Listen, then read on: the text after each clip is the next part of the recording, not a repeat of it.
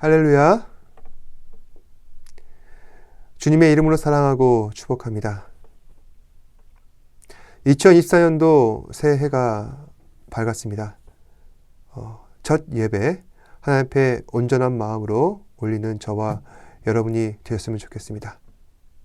이 시간 함께 부르실 찬양은 무화과 나무 잎이 마르고, 함께 찬양하시겠습니다.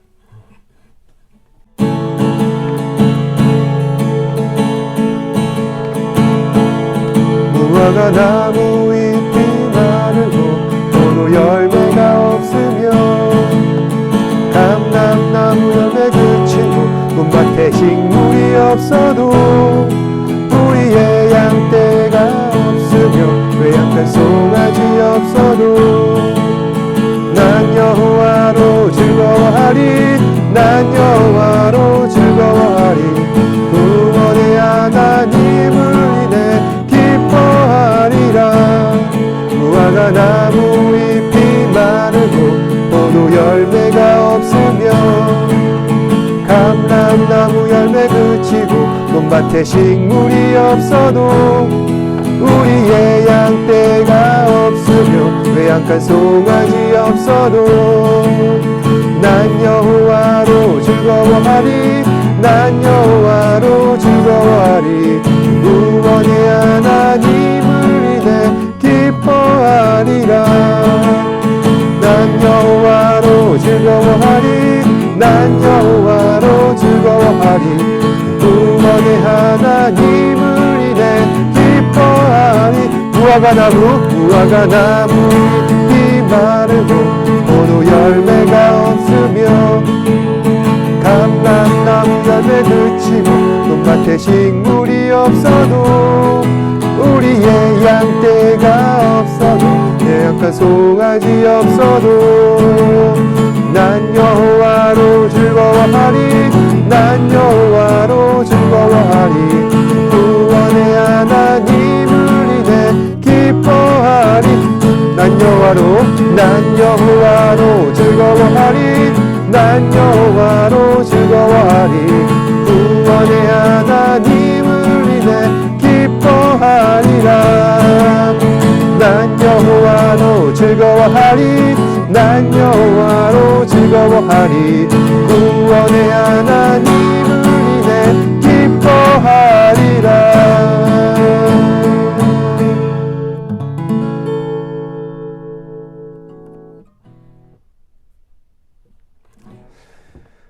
시선 함께 찬양하시겠습니다.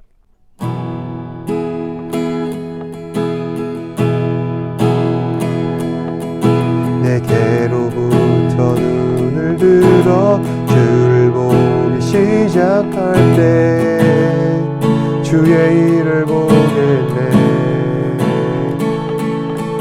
내 작은 마음 돌이키사 하늘의 꿈꾸게 하네. 주님을 볼 때 모든 시선을 주님께 드리고 살아계신 하나님을 느낄 때 내 삶은 주의 역사가 되고 하나님이 일하기 시작하네. 성령이 나를 변화시켜 모든 두려움 사라질 때 주의 일을 보겠네. 방패한 땅 가운데서 주님 마음 알게 되리. 주님을 볼 때 모든 시선을 주님께 드리고 전능하신 하나님을 느낄 때 세상은 주의 나라가 되고 하나님이 일하기 시작하. 성령이 나를 변화시켜 모든 두려움 사라질 때 주의 일을 보겠네.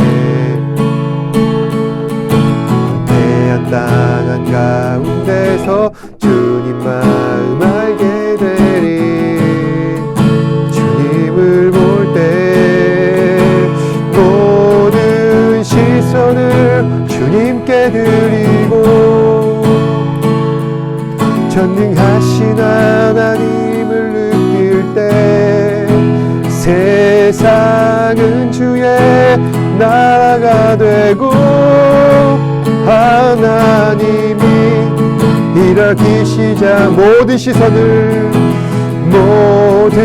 시선을 주님께 드리고 전능하신 하나님을 느낄 때 세상은 주의 나라가 되고 하나님이 일하기 시작하네.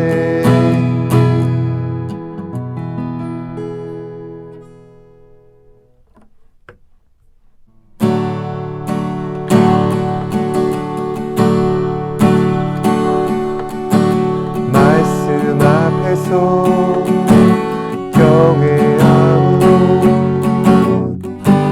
주께 홀로 섭니다. 생명의 말씀 읽고 순종해 주를 예배합니다. 말씀 앞에서 경외함으로 주께 홀로 섭니다. 생명의 말씀 읽고 순종해 주를 예배합니다. 기록된 말씀 힘이 솟아 진리로 우리 거룩게 하며 유력한 말씀 세세 영원히 복음이 되어 말씀하시네. 하나님 말씀에 두려워 떠는 자 그 말씀에 생명을 거는 자 한 사람 찾으시는 주님의 약속을 믿어 하나님 말씀에 명을 거는 자 순종하며 주 따라가는 자 영원한 하나님 나라 이뤄갈 주의 교회여 일어나라.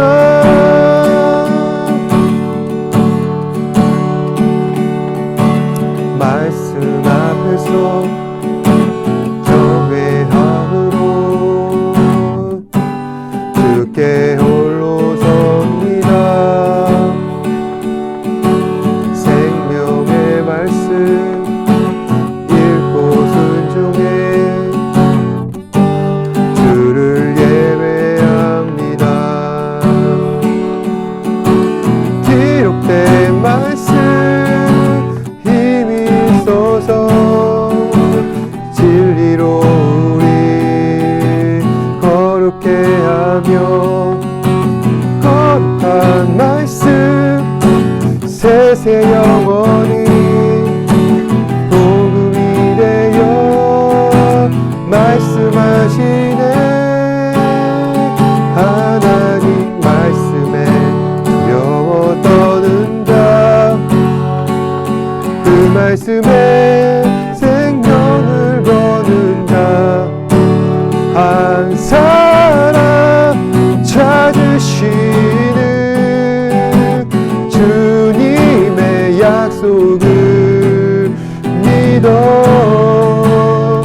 하나님 말씀에 명을 거는 자 순종하며 주 따라가는 자 영원한 하나님 나라 이뤄갈 주의 교회여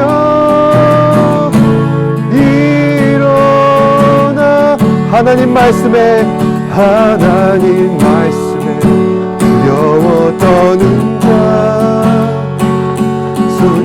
순종하며 생명을 거는 자 한 사람 찾으시는 주님의 약속을 믿어 하나님 말씀에 영을 얻는 자 순종하며 주 따라가는 자 영원한 하나님 나라 이뤄갈 주의 교회여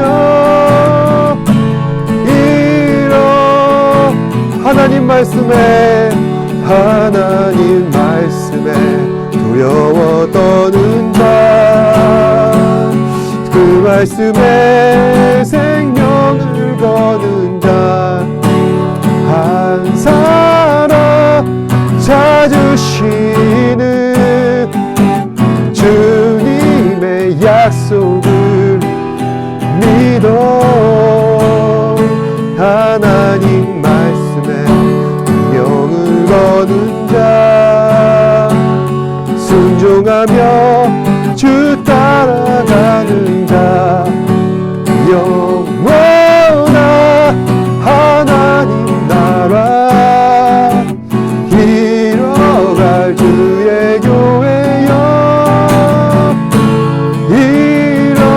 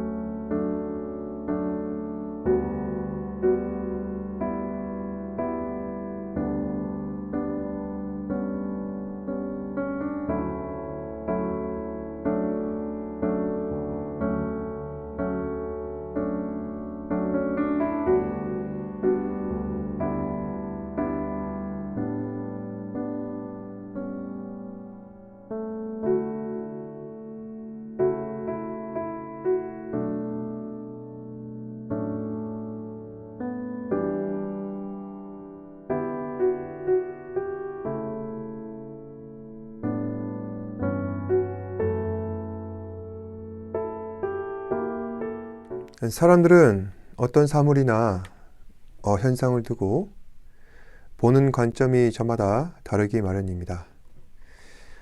예를 들어서 코넬 대학 심리학과에서 이런 연구 결과를 내놨는데 92년도에 바르셀로나 올림픽이 있었습니다. 거기서 메달을 딴 선수들의 표정을 분석한 내용입니다. 사람들은 보통 동, 은, 금의 순서대로 선수들이 더 기뻐하는 표정을 지을 것이다. 그렇게 생각할 것입니다. 그런데 실제 사진 속 선수들의 표정은 그게 아니라는 것입니다. 은, 동, 금의 순서로 선수들의 표정이 더 밝았다는 것입니다. 금메달은 당연히 기뻐할 수밖에 없겠죠. 그런데 왜 동메달보다 은메달이 덜 기뻐 보였다는 그런 결과가 나온 걸까요? 은메달의 입장에서는 자신이 조금만 더 노력했으면 땄을 법한 금메달이 아쉬운 겁니다. 반면에 동메달은 어떻습니까?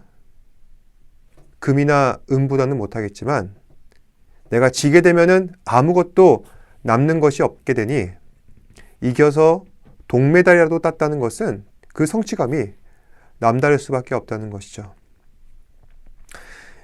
이처럼 보는 관점에 따라서 그 똑같은 상황도 해석이 달라질 수가 있는 것입니다. 이처럼 우리에게 주어진 그 환경과 상황을 인식하고 그것을 보는 관점이 있는데 그것을 프레임이라고 합니다. 사실 환경과 상황을 보는 프레임이라는 것은 우리가 성장을 하는 가운데 알게 모르게 형성되어 왔습니다. 어렸을 적 가정에서 교육을 통하여서 사물과 현상을 보는 그 사고의 틀에 있어서 기초가 형성되어 왔다면 학교에서는 제도적인 교육과 교우 관계를 통하여 그 가정에서 형성된 사고의 틀에 살점을 붙이게 되는 것입니다. 그리고 사회생활을 하면서 각자 그 축적된 경험이 어우러져서 자신만의 단단한 프레임이 형성되었습니다.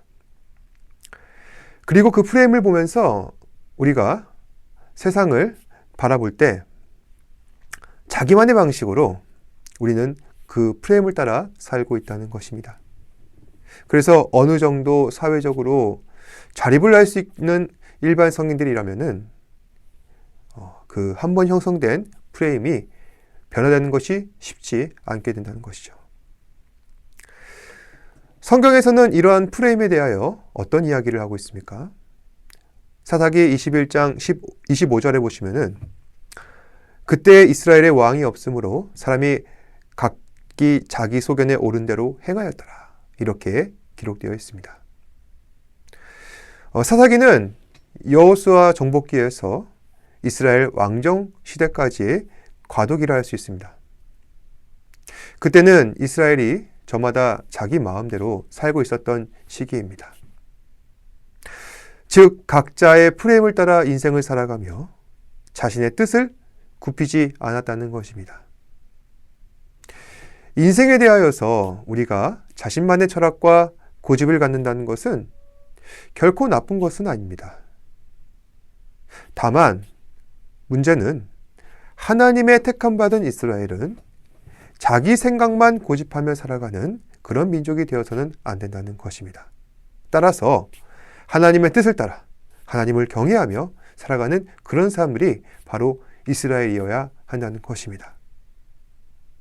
그런데 이 사람들이 하나님의 말씀보다 자기 생각, 자기 소견에 따라 옳은 대로 행하고 있습니다.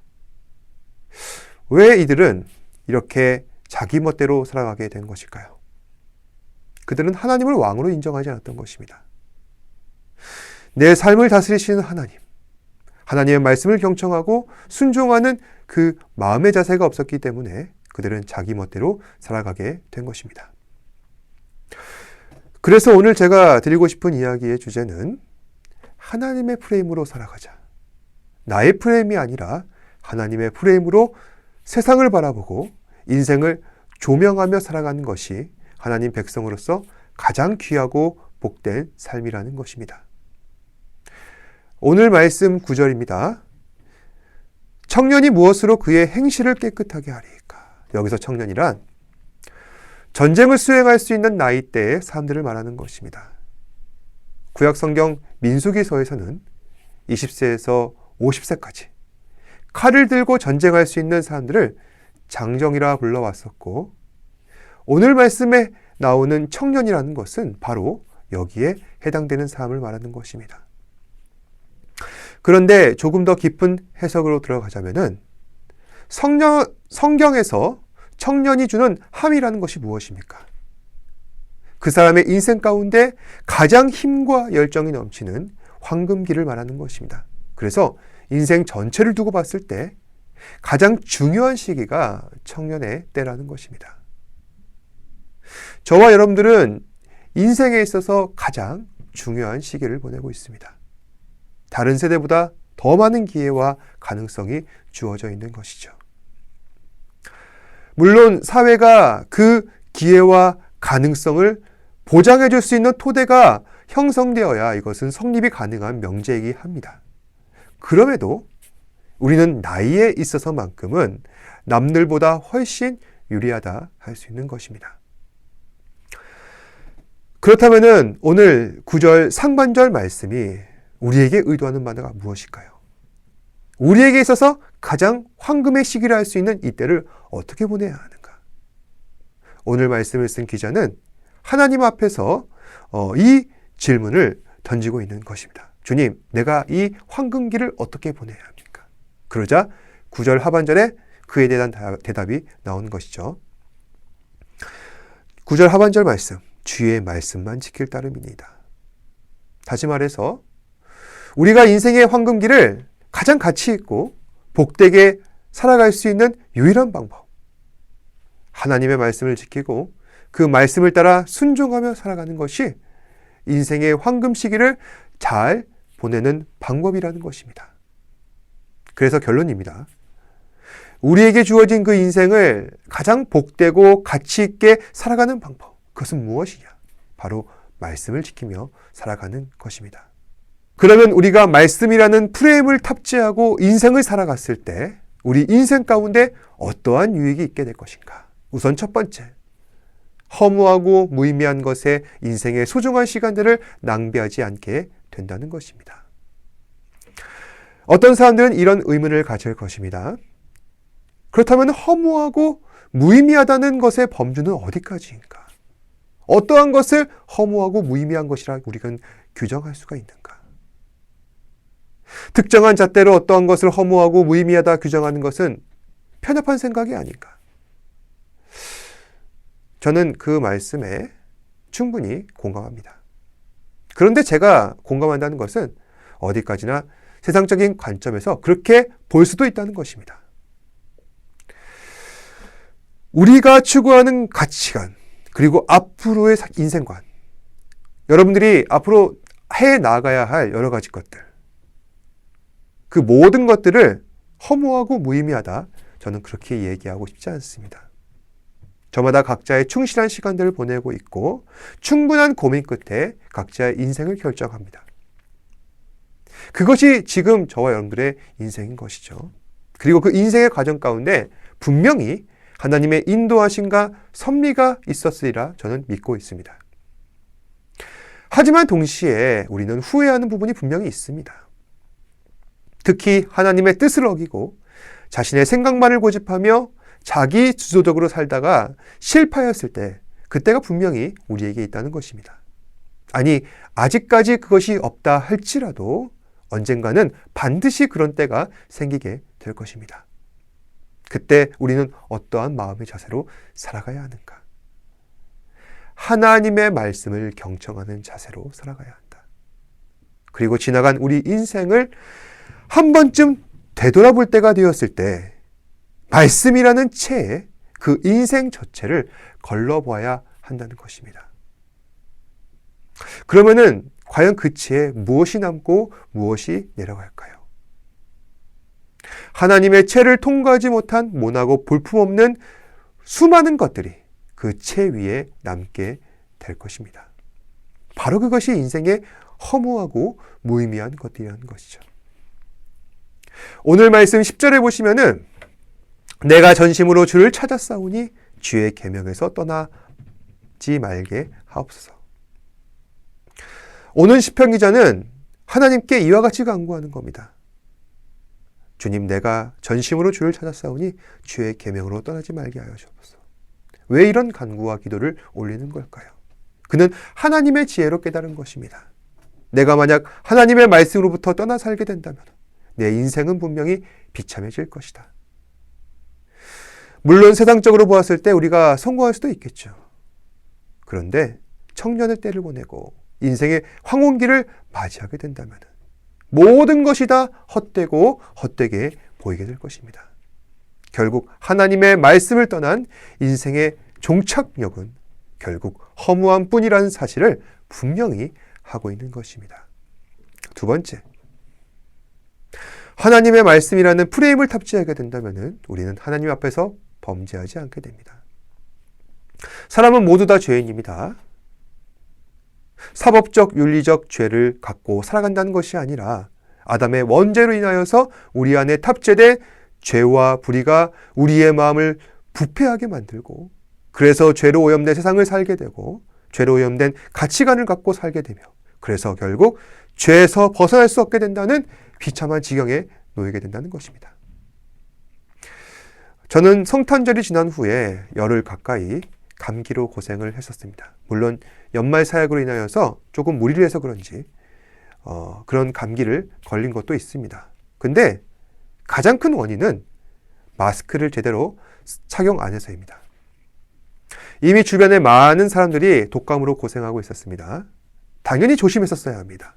그런데 코로나 해제 이후에 마스크를 쓰는 사람이 누가 있습니까? 그래서 저도 잘 안 쓰고 다녔습니다. 그러다 보니 조심성 없이 감기에 걸려 고생하게 된 것입니다. 죄라는 것이 그렇죠.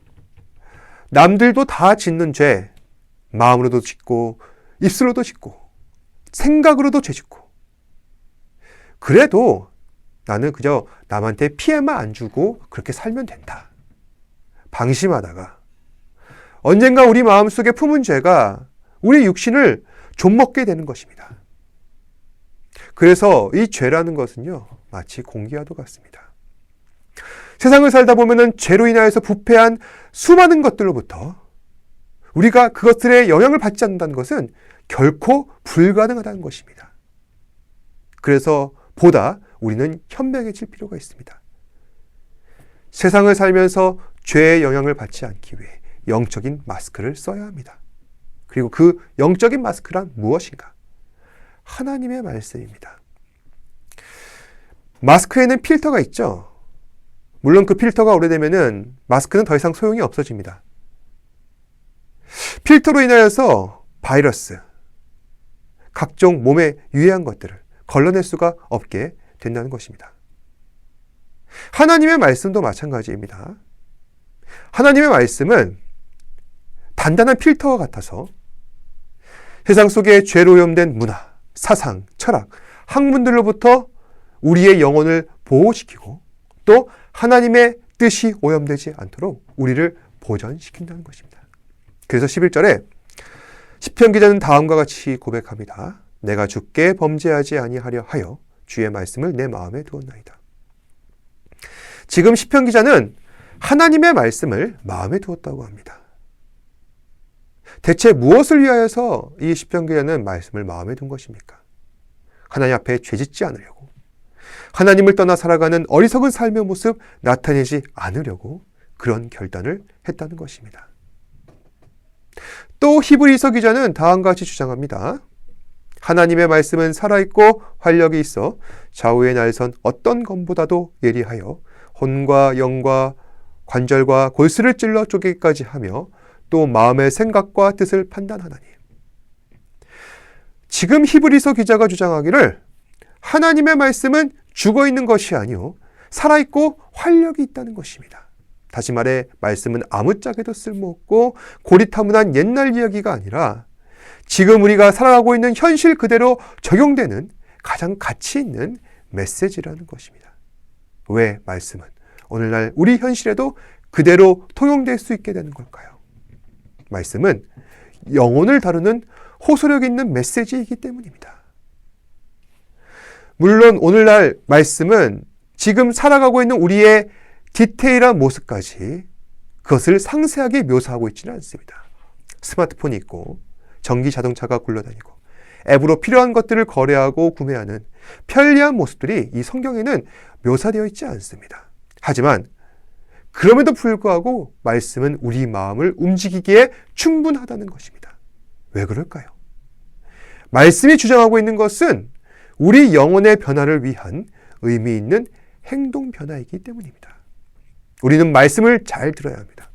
그래서 죄로 인하여서 오염된 이 세상 가운데 우리 인생을 안전하게 보호할 수 있게 되고, 그래서 하나님 앞에 거룩하고 복된 삶을 살아갈 수 있게 된다는 것입니다. 마지막, 말씀이라는 하나님의 프레임을 탑재하고 살게 된다면 우리 인생 가운데 가장 기이하고 놀라운 것을 볼 수 있게 됩니다. 오늘 말씀 마지막 구절 18절에 보시면은 시편 기자는 다음과 같이 간구합니다. 내 눈을 열어서 주의 율법에서 놀라운 것을 보게 하소서. 이 말씀에서 전하고 있는 주의 율법에서 놀라운 것이란 과연 무엇을 이야기하는 것입니까? 인간의 이해를 벗어나는 하나님의 경이로운 영적인 진리, 인간의 이성을 뛰어넘고 하나님의 능력으로는 감당할 수 없는 하나님의 놀라운 은혜를 말하고 있는 것입니다. 그렇다면 이러한 진리와 은혜, 과연 무엇이라 할 수 있겠습니까? 예수 그리스도로 말미암은 하나님의 구원을 이야기하는 것입니다. 세상에서는 영혼의 구원을 위한 그 어떠한 해답도 발견할 수가 없습니다. 물론 세상을 잘 살아내고 성공할 수 있는 몇 가지 비결은 터득할 수가 있겠지만은 그러한 토막 지식들은 잠깐일 뿐, 언젠가 재활용 센터의 철진한 잡지처럼 파쇄되어 버린다는 것입니다. 하지만 말씀은 그 세월을 딛고 더욱더 견고해져서 영원토록 우리의 영혼의 양식이 된다는 것이죠.